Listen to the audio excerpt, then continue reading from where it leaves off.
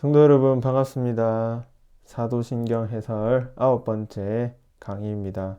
오늘은 거룩한 공교회를 믿습니다 라는 이 고백을 살펴보겠습니다. 계속해서 이 사도신경의 맥락을 기억해 주시고 오늘은 성령 하나님의 사역 중에서 거룩한 공교회를 세우시는 이 고백을 살피고자 합니다. 먼저 교회를 믿는다에 대해서 살펴보고자 합니다. 교회도 믿음의 근본적인 항목들입니다. 세번역에 따르면 거룩한 공교회와 쭉쭉쭉 하면서 믿습니다. 믿습니다가 맨 뒤에 나오기 때문에 우리가 간과할 수 있지만 영어나 원문에 보면 믿습니다가 맨 앞쪽에 나옵니다. 나는 믿는다. 거룩한 공교회를 이렇게 되죠. 그래서 교회라는 것도 하나님을 믿는 것처럼 중요하다는 것을 말씀하고 있죠. 종교개혁 이전에는 성도들에게 교회를 설명해야 할 필요성이 없었습니다. 왜냐하면 교회는 하나였기 때문입니다. 종교개혁가들도 기존에 있던 교회를 개혁하려고 했지 새로운 교회를 만들려고 하지 않았습니다. 그런데 그 이후에 교회가 여러 분파들이 생기게 되었고 로마 가톨릭 그리고 개신교 이렇게 구분됐는데 또 개신교는 또 다양한 또 교파들로 나누어지게 되었죠. 그래서 이제는 교회가 무엇인지에 대해서 분명하게 정의를 해야 할 때였습니다. 그것을 분명하게 정의해 놓은 것이 웨스트민스터 신앙고백서입니다. 그런데 그 배경을 잠깐 살펴보겠습니다. 17세기 중반 정도 되면 찰스 1세라는 왕이 잉글랜드 교회와 스코틀랜드 교회를 다스리게 됩니다. 찰스 1세는 잉글랜드의 왕이었는데 이 왕이 두 나라와 두 교회를 다스리게 된 거죠. 잉글랜드 교회는 이제 왕이 주교를 세워서 다스리게 되었고 또 그 당시 스코틀랜드 교회는 노회, 오늘날로 말하면 이제 장로의 회가 교회를 치리하고 있었습니다. 그런데 이 찰스 1세가 이제 두 나라를 다스리는 왕이 되자 어떤 일을 했냐면 이제 그 두 교회를 강압적으로 병합시키려고 했습니다.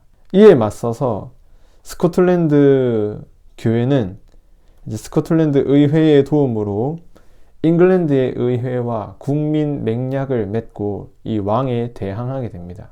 그러면서 이 의회들은 잉글랜드와 스코틀랜드의 교회에 하나의 교회를 세우고자 했습니다. 이를 위해서 의회는 웨스트민스터 총회를 소집하게 됩니다. 이 총회는 두 교회를 하나로 만들기 위해서 신앙고백서와 교리문답과 교회 정치와 예배 지침을 작성했습니다. 당시 잉글랜드의 국교였던 성공회를 제외하고 잉글랜드의 청교도들과 스코틀랜드의 장로교파의 구성원들이 이 회의에 참여했고 거기서 두 교회를 하나로 만들기 위해서 이러한 항목들을 작성했던 것입니다. 그런데 전혀 다른 두 교회를 하나로 만드는 것은 쉬운 일이 아니었습니다. 특별히 교회에 대해서 하나된 일치된 그런 입장이 있어야 되는데 만약 이것이 일치하지 않았다면 하나의 교회를 세우는 것은 불가능했을 것입니다. 그런데 웨스트민스터 신앙고백서 25장에서 교회에 대해서 다루고 있고 여기에 대해서 일치했기 때문에 잉글랜드의 청교도들과 스코틀랜드의 장로교파가 하나의 교회가 될 수 있었던 것입니다. 신앙고백서에 따르면 교회의 기본적인 개념이 무엇일까요? 교회라고 번역된 헬라어는 에클레시아입니다. 그 뜻은 불러낸 자들의 모임이란 뜻이죠. 그런데 이것의 히브리어가 바로 카할입니다.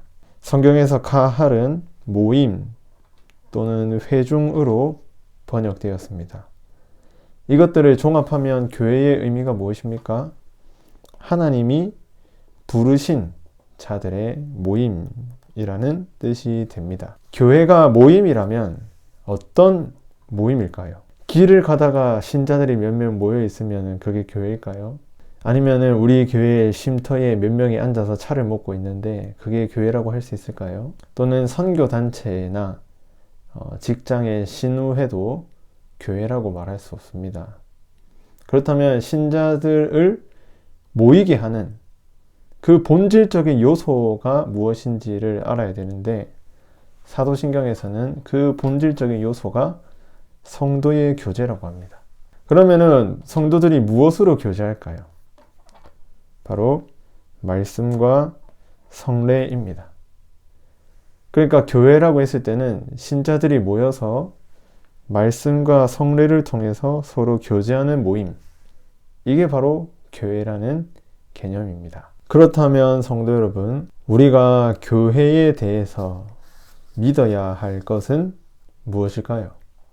바로 교회가 삼위 하나님이 세우신 기관이다 하는 것입니다. 베드로전서 2장 10절에 보면 교회를 가리켜 하나님의 백성이라 하고 성부지요. 그리고 고린도전서 12장 27절에 보면 그리스도의 몸이요 성자이시죠. 그리고 고린도전서 6장 19절에 보면 성령의 전이다 라고 합니다. 그러니까 교회는 하나님이 부르신 자들이 모이는 공동체인데, 그것의 핵심은 바로 삼위 하나님이 교회를 세우셨다는 것입니다. 그러니까 거룩한 공교회를 믿는다는 것이 믿음의 항목이고, 거기서 우리가 믿어야 할 것은 이 교회를 하나님이, 삼위 하나님이 세우셨다 하는 것입니다. 이제 거룩한 교회, 교회의 거룩성에 대해서 살펴보겠습니다. 거룩한 교회는 어떤 교회일까요? 성경에서 거룩이라는 의미는 구별이라는 뜻입니다. 물리적으로 보면 이스라엘 백성들이나 이방인들이나 큰 차이가 없습니다. 그들도 똑같이 죄인들이고 똑같이 불순종하는 사람들이죠. 그런데 이스라엘 백성들이 거룩한 이유가 무엇입니까? 하나님이 죄인들 가운데서, 많은 민족들 가운데서 그들을 구별하셨기 때문입니다. 그런데 이 구별의 핵심은 바로 하나님의 선택이죠. 하나님이 이스라엘을 선택하셨기에 이스라엘이 거룩한 것입니다. 성경에 여러 가지 근거가 있습니다. 에베소서 말씀에 보면 하나님이 우리를 택하신 목적이 거룩하게 하는 것입니다. 그러니까 하나님이 우리를 택하여 구별하셨으니 우리가 거룩하게 되는 것이죠. 그리고 베드로전서 2장 9절 말씀에도 보면 하나님의 선택, 그리고 제사장, 거룩한 소유, 하나님의 소유, 이 모든 것들도 거룩하다는 뜻입니다. 하나님이 택하신, 구별하신 족속들, 그리고 제사장들도 이스라엘 백성들 가운데서 구별된 그런 사람들 아닙니까? 또 거룩한 나라, 하나님의 소유, 이 모든 것들이 바로 우리가 거룩한 교회를 의미하는 것이죠. 고린도 교회 성도들은 참 문제가 많은 성도들이었습니다. 그럼에도 불구하고 그들이 거룩한 이유가 무엇입니까? 그들이 그리스도 예수 안에서 거룩하여 주고 성도라 부르심을 받은 자들, 하나님께서 그들을 선택하셨기 때문입니다. 하나님의 선택, 구별됨, 이것이 거룩의 핵심 의미입니다. 그렇다면 우리가 죄인들로부터 구별되어서 교회로 택함 받았다면 우리는 거룩함을 유지해야 합니다. 그럼 어떻게 교회의 거룩성을 유지할 것인가? 먼저는 교회가 삼위 하나님께서 세우신 기관이니 그 삼위 하나님의 복음을 순수하게 선포해야 됩니다. 물론 이것은 이제 목사의 책임이겠죠. 목사가 복음을 순수하게 선포할 때 교회의 거룩성을 유지할 수가 있습니다. 두 번째는 우리가 구별되어서 거룩한 백성들이 되었으니 우리가 늘 성령으로 말미암아 성화하는 삶을 살아가야 합니다. 마지막으로 우리가 성화하고 세상 속에서 거룩함을 유지하다 보면 힘들고 어려운 부분이 있는데 이제 그런 부분들을 교회가 서로 격려하면서 나아가는 것이죠. 이렇게 순수한 복음 선포, 지속적인 성화, 공동체의 격려, 이게 바로 교회의 거룩성을 유지하는 방법입니다. 이제는 보편적 교회의 의미를 살펴보겠습니다. 사도신경에 따르면 이제 공교회를 믿는다라고 하는데, 이 공교회라는 말은 원래는 카톨릭 교회다라는 뜻입니다. 물론 개신교도들에게는 이 카톨릭이라는 의미가 부정적인 의미를 주지만, 한글로 번역할 때 이제 카톨릭이라는 저거를 이제 공으로 번역한 거죠. 그런데 그 의미가 뭐냐면 보편적이다는 뜻입니다. 그래서 우리가 공교회를 믿는다는 고백은 보편적인 교회를 믿는다는 뜻이 됩니다. 그런데 이 보편의 뜻은 전부 또는 모든 것을 가리킵니다. 성경에 보면 주님께서는 이제 어떤 일부 사람들을 제자로 삼으라고 한 게 아니라 모든 민족을 제자로 삼으라고 하셨죠. 그리고 제자로 삼기 위해서 일부를 가르치는 게 아니라 예수님께서 분부하신 모든 것을 가르치라 했습니다. 이게 바로 보편의 개념이죠. 그래서 신앙고백서, 웨스트민스터 신앙고백서에 따르면 이제 교회가 무엇인가, 보편적 교회를 설명하는데, 그 보편적 교회가 하나님의 택한 사람들의 총수, 그러니까 모든 사람들, 그리고 참된 종교를 고백하는 모든 사람들이 보편적 교회의 회원이다, 이렇게 소개하고 있습니다. 보편의 반대는 분파적이라는 뜻이죠. 한국 교회에서는 장로교가 하나의 교회가 아니라 여러 장로교의 교파들이 있습니다. 이런 거는 참 안타까운 일이죠. 그리고 분파적인 교회는 복음과 율법 중에서 하나만을 강조합니다. 어떤 교회는 율법만을 강조하고, 또 어떤 교회는 복음만을 강조하면서 균형을 이루지 못하죠. 또 어떤 교회는 창세기부터 요한계시록 모든 가르침을 가르치는 게 아니라 계시록만을 특정해서 가르친다든지, 이게 바로 이단들의 특징이 아니겠습니까? 또 모든 교리를 가르치는 게 아니라 이단들의 특징은 그 교리 중에서도 자기들의 입맛에 맞는 종말론만을 강조한다든지, 그렇게 하겠죠. 또 오늘날 교회들은 보편을 추구하는 것이 아니라 다름 또는 개성을 추구하지요. 그래서 우리 교회는 이런 것이 특별해, 우리 교회는 이런 것이 좋아, 우리 교회는 이런 것들을 잘해 라고 하면서 그 독특함을 추구하려고 하는데, 이런 것들도 보편적 교회와는 조금 거리가 먼 그런 교회가 되겠습니다. 그러나 참된 교회는 바로 보편적 교회, 우리가 매주 사도신경에서 고백하듯이 보편적인 교회가 바로 참된 교회이다는 것을 기억하시기 바랍니다. 우리가 보편적 교회를 믿는다면 우리는 교회의 보편성을 어떻게 추구할 수 있을까요? 첫 번째는 믿음의 동일성입니다. 신앙고백에 따르면 보편성이란 복음의 교리들을 가르치고 받아들이는 일, 그리고 규례들을 시행하는 일, 그리고 공예배를 수행하는 일, 이렇게 구분하고 있습니다. 이것들을 수행하는 여부에 따라서 교회가 보편성을 추구하기도 하고 추구하지 않게 되기도 하지요. 그러니까 교리, 규례, 예배에 있어서의 내용은 시간이나 장소에 상관없이 항상 동일해야 한다는 것입니다. 성경에 나오는 에베소 교회가 교리, 규례, 예배에 있어서 하던 일과, 그리고 오늘날 부곡중앙교회가 교리, 규례, 예배에 있어서 하는 일이 시간, 장소에 관계없이 항상 동일해야 한다는 것입니다. 조금 더 구체적으로 예를 들어보면, 서울에 있는 모 교회와, 적어도 장로교회는 서울에 있는 모 교회와 또 부곡중앙교회는 교리, 예배, 규례에 있어서 동일해야 한다는 뜻이죠. 이게 바로 교회의 보편성을 추구하는 것입니다. 그런데 만약 이 교리, 규례, 예배에 있어서 혼합되거나 또는 오류가 있다면 그때의 사탄에 해당이 된다라고 합니다. 교회가. 그러니까 보편성을 추구하지 않을 때 사탄에 해당이 되고, 이 보편성을 추구할 때 그리스도의 교회가 되는 것입니다. 이런 점에서 보편성을 추구하는 일이 얼마나 중요한지 모릅니다.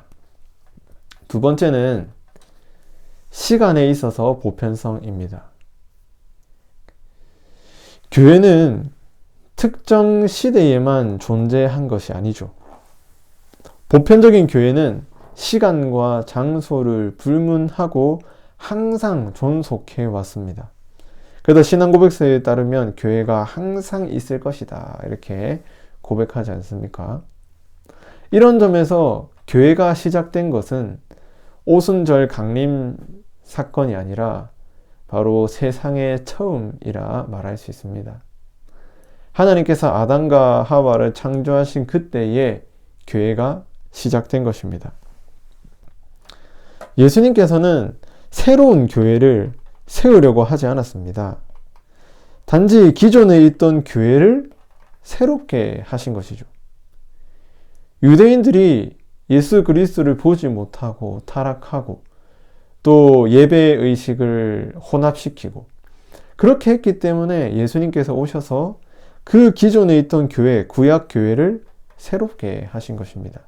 우리가 적어도 보편적 교회라고 했을 때는 태초에부터 항상 존속해왔던 그 교회를 생각해야 됩니다. 이런 점에서 교회의 본질은, 교회의 속성과 본질에 있어서는 교회가 옛 교회일 수밖에 없습니다.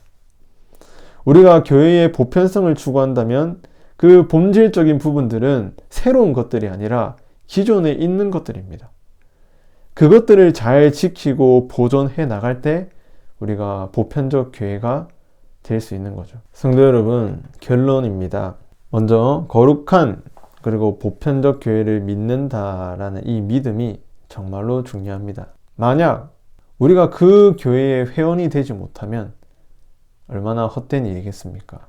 이런 점에서 나는 거룩하고 보편적 교회를 믿습니다, 이 고백 안에는 나는 그 교회의 회원입니다, 나는 그 교회에 속해 있습니다 하는 이 고백과 같습니다. 이 교회의 회원이 되려면 믿음이 필요합니다. 믿음으로 이 예수님과 연합되었을 때 그리스도의 몸이 되는 것처럼 우리가 믿음으로 보편적 교회의 회원의 자격을 받게 되는 것입니다. 그러니까 믿음으로 연합되는 게 반드시 필요합니다. 따라서 우리가 거룩한 교회, 보편적 교회를 믿는다고 고백하는 회원이라면 우리가 본질적인 부분은 지키되 비본질적인 부분에서는 관용하는 자세가 필요합니다. 본질적인 게 무엇입니까? 교리, 규례, 그 다음에 공예배입니다.